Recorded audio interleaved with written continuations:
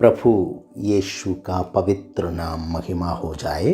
किसी से इस प्रकार एक सवाल पूछे है तो क्या आपका आत्मिक जीवन में, सेवकाई में, कलीसिया में, व्यक्तिगत आशीष में कोई बढ़ोतरी है?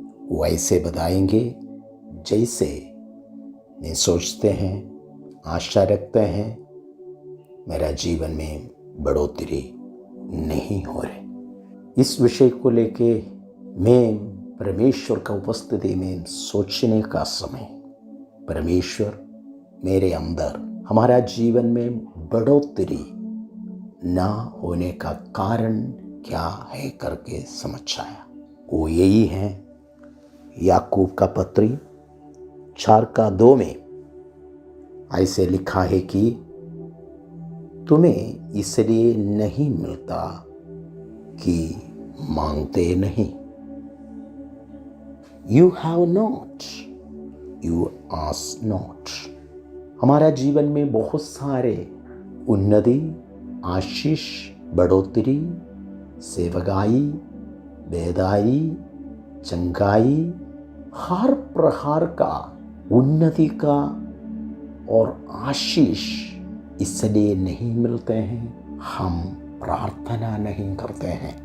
प्रार्थना सब बातों के लिए एक परिहार होते हैं। हमारा जीवन में कोई भी परेशानी हो, कोई भी दिक्कत हो, कोई भी सवाल हो, शायद हमारा सेवकाई का जीवन में, नहीं तो पारिवारिक जीवन में, हमारा व्यावसायिक जीवन में, सामूहिक जीवन में, हमारा हर तरीका का बातों में जो भी समस्या हो, जो बढ़ोतरी नहीं होने का वातावरण हो, आज मैं आप लोगों से ये बताता हूँ, हम परमेश्वर का सामने प्रार्थना कीजिए, प्रार्थना में आगे आइए, प्रार्थना के लिए समय बिताइए, प्रार्थना के लिए इकट्ठा हो जाइए, प्रार्थना में आपका विषय घुटने में बैठकर खुदावंद यीशु मसीह से बताइए।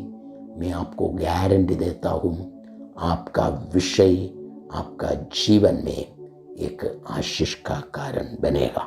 क्योंकि पहले शताब्दी का कलीसिया और सेवक लोग, सेवकाई, हम अच्छा से देखे हैं तो वो लोगों का जीवन में बाहर से बहुत सारे समस्या सामना करना पड़ा और रोमन सरकार वो लोगों को बहुत सताया।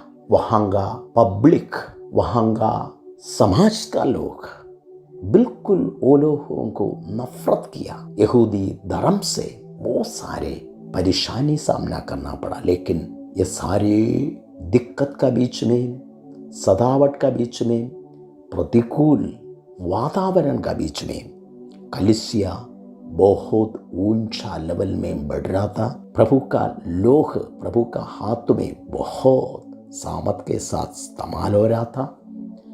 प्रभु यीशु का नाम बहुत ऊंचा लेवल में महिमा हो रहा था। बेदारी केवल यरूशलेम में नहीं, यहूदिया में, समरिया में, दुनिया का अलग अलग जगह में फैलने लगा। इतना बड़ा बढ़ोतरी हर तरीका में होने का केवल एक ही कारण था। बाइबल कहते हैं वो लोग प्रार्थना में लोलीन रहा। प्रेरितों का पुस्तक 2 अध्याय इसका 42 वचन के अंदर हम पढ़ते हैं, वहाँ का स्पिरिचुअल लीडर्स और विश्वासी गण और कलीसिया मिलकर रोज परमेश्वर का आलय में इकट्ठे होकर प्रार्थना में लोलीन रहा था। और प्रेरितों का पुस्तक 6:4 में, कुलोसियों का पत्री 4:2 में और फर्स्ट थिस्सलुनीकियों का पत्री 5:16-17, एफिसियों का पत्री 6:18, ये सारे वचनों का बातों को हम जब समझते हैं, पहले शताब्दी का कलीसिया का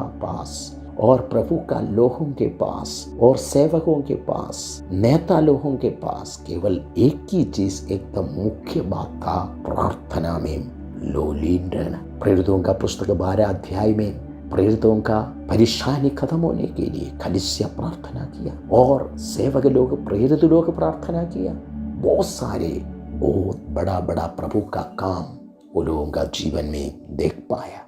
इसलिए इस 21 शताब्दी में बाहर से अंदर से बहुत सारे परेशानियां हमारा बढ़ोतरी का खिलाफ, सेवकाई का खिलाफ और बहुत बड़ा बेदारी का खिलाफ, हमारा संस्था का खिलाफ, हमारा दर्शन का खिलाफ, बिजनेस का खिलाफ, परिवार का खिलाफ, हमारे बच्चों का खिलाफ, हमारा अलग अलग आशीषों का खिलाफ आजकल बहुत ऊंचा लेवल में काम करते होगा। लेकिन ये तमाम चीज़ों को पराजित करने के लिए हमारे पास परमेश्वर एक हथियार दिया हुआ है, वही है प्रार्थना। इसलिए प्रार्थना परमेश्वर से हमारा बातचीत होते हैं। Prayer is a communication with God, prayer is talking with God. इसलिए परमेश्वर से हम बात करने के लिए, परमेश्वर से हमारा दिल का बातों को, हमारा जिंदगी का जरूरतों को बोलने के लिए प्रभु दिया हुआ एक अच्छा अनुभव है, मौका है, अधिकार है प्रार्थना। इन दिनों प्रार्थना में आगे बढ़िए, प्रार्थना के लिए समर्पण कीजिए, प्रार्थना के लिए इकट्ठे हो जाइए। हमारा जिंदगी का तमाम विषयों के लिए परिहार यीशु का नाम से मिल जाएगा। इसलिए एक प्रार्थना का अभिषेक के लिए, प्रार्थना का आत्मा के लिए, प्रार्थना का मन के लिए, प्रार्थना का अधिकार के लिए मेरे साथ आंखों को बंद कीजिए, प्रभु का सामने प्रार्थना कीजिए। प्रभु यीशु, मैं प्रार्थना करने के लिए समर्पण करता हूँ। प्रार्थना का एक आदत मेरा जीवन में दे दीजिए। प्रार्थना का एक ब्रेक थ्रू, प्रार्थना में एक बहुत बड़ा अनुभव आगे मेरा जीवन में देखने के लिए मुझे छू लीजिए।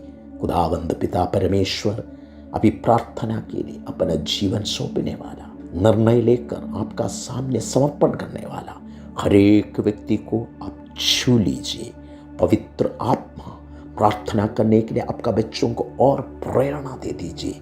इन दिनों प्रार्थना योद्धा बनकर तेरा हाथ से बहुत सारे आशीष पाने के लिए, बढ़ोतरी हर तरीका में पाने के लिए आपका बच्चों का जीवन में अवसर दे दीजिए।